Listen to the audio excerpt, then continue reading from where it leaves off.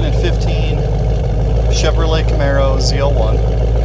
We just got done doing the Texas Speed positive displacement cam for it. A set of stainless works long tube headers. We also, what else did we do while we were in there? We went up to 18% overdrive lower pulley, and then we installed a AEM Water methanol kit. We're just running windshield washer fluid in it. We're not running anything crazy. We picked up pretty close to 100 horsepower at the tire. I'd really like to see a little bit more out of it. We're right at the end of the injectors, right at the edge of the fuel pump, right at the edge of kind of everything fueling wise in here. A little bit better fuel pump system might be good. If we just did one of the auxiliary fuel pump kits, which we're probably going to end up doing. He does eventually want to go to E85 in this. So we'll probably end up doing that sooner than later, and then the injectors will keep up because we'll have a little bit more pressure. Otherwise, it drives fantastic. It's not a huge cam. We moved up shift points a little bit. In sport mode, it's a little bit higher now too, so I always go through and kind of tune that. But it's, you know, it's always up to your liking, because the other day we just did one no cam and E85, about the same amount of boost, and he made, I think, another like 60 horsepower at the tire without the cam. And I mean, it does drive really nice, but he's also got a manual, so you have to figure a little bit of difference in there as far as power goes. But it was very nice having two similar cars back to back come through. This one does sound a lot cooler, and you can tell it definitely pulls a lot higher in the RPM range. We didn't want to spin the blower too high, but I'd like to just kind of hear a little bit of this while we're cruising around. Finally got a good microphone setup. I have been wanting a good microphone setup forever. I've been looking around for them. There's a million different options, and when it comes to automotive microphones, they're pretty finicky because you're doing some pretty loud stuff. And even this, so I'm running that DJI Mic 2, it's hitting maximum on even -12. I don't know how much you can hear when I'm under heavy throttle. So it's cruising.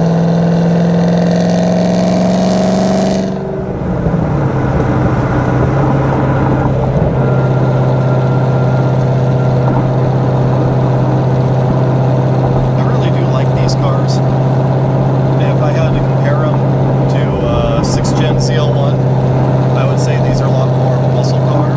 I think they're more comfortable. I have a lot more room. There's not a bunch of hard, sharp plastic everywhere. It's just a very big, comfy, drivable machine. And with the convertible, your visibility is actually super low.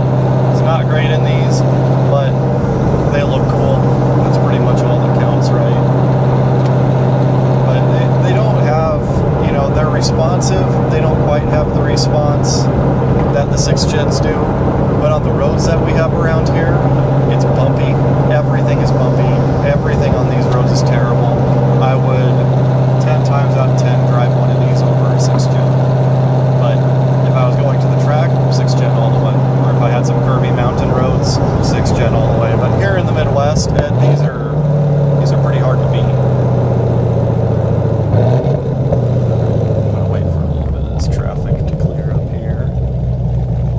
Rented this road out, but there's still traffic.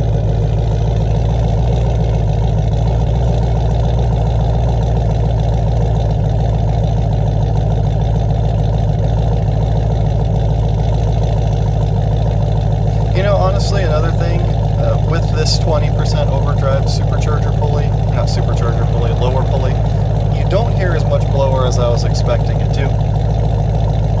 I was really hoping to spin it a little bit higher, but with the cam in here, we planned on going to about 7,000 RPM, and at 7,000 RPM, we are about at the edge of where we can turn this blower to.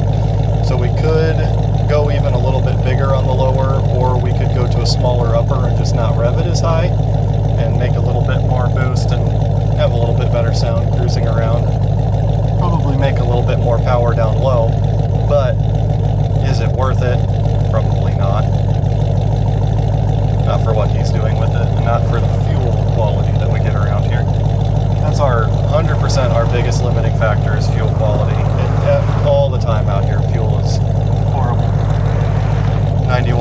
tuning that we get here is not great. 93 octane. I do a lot of remote tuning and a lot of mobile tuning.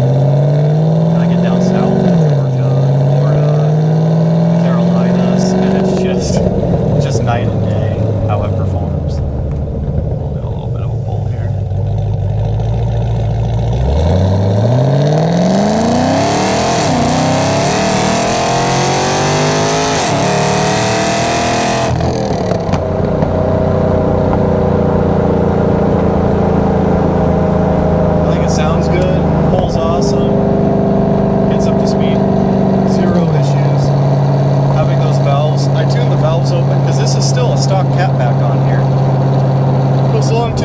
Make it a little bit louder, but tuning those stock exhaust valves to be open, it does sound really good. There's not a lot of drone in here. It may sound louder on the camera, but it is actually really nice in here. You can still hear it, you can at least enjoy it, but you can have a conversation with no problem, and especially being a convertible like this is, they're a little bit louder.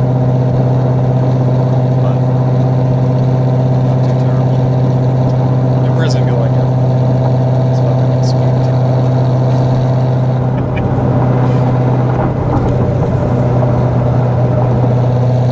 It has a little bit noisier tire on it too. I don't know if you can pick that up in the audio.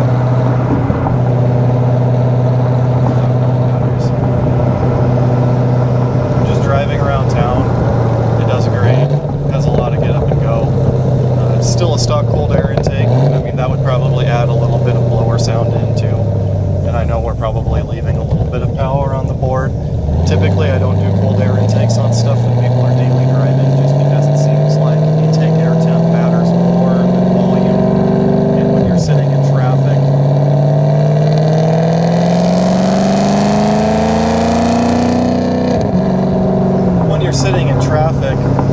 you want colder air going in. You'll be way farther down on power having hot air with pump gas than you would ever have. You know, on the dyno you have the hood open, you have perfect conditions. Sometimes I'll even shut the hood to show people like, hey, this cold air intake is worse than stock, especially if they sit over the header. Rotofab ones do pretty good. You lose a little bit of drivability with that giant tube, but I mean, you can get them smoothed out and get them running pretty darn good.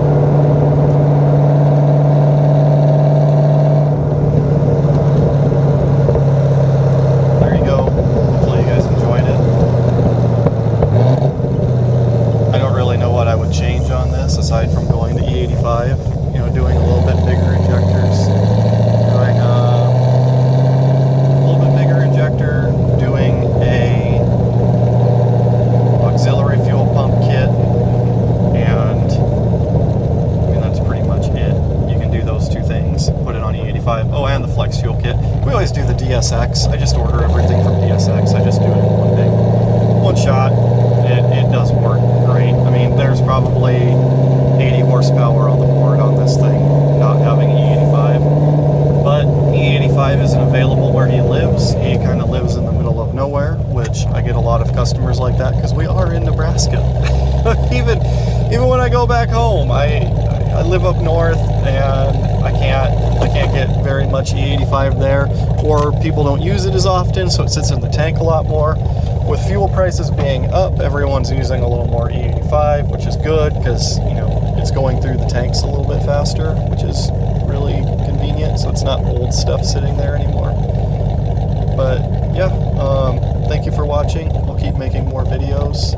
If you see anything that you'd like to change, or I'm always open to criticism, and I enjoy it because I'm just kind of doing this as a side thing. I'm not even trying to make money off of it. I'm just enjoying it. I like sharing the stuff that I work on because I get to work on cool stuff all day, and that's kind of one of the benefits of what I do. So, all right, thank you.